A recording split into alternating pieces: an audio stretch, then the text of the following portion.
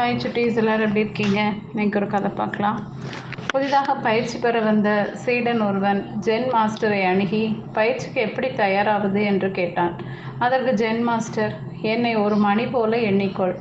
என்னை சிறிதாக ஒரு தட்டு தட்டு. நான் டிங் என்று மெதுவாக ஓசை செய்வேன். பெரிதாக ஒரு அடி நான் டாங் என்று பலத்த ஓசையை எழுப்புவேன் என்றார். தற்காப்பு கலையை கற்றுக்கொள்ள விரும்பிய ஒருவன் மாஸ்டரிடம் வந்து, தற்காப்பு கலை பற்றிய எனது அறிவை விருத்தி செய்து கொள்ள விரும்புகிறேன். உங்களிடம் ஒரு ஸ்டைலை கற்றுக்கொள்வது போல இன்னொரு மாஸ்டரிடம் சென்று இன்னொரு ஸ்டைலை கற்றுக்கொள்ள விரும்புகிறேன். எனது இந்த அபிப்பிராயம் சரிதானே என்று கேட்டான்.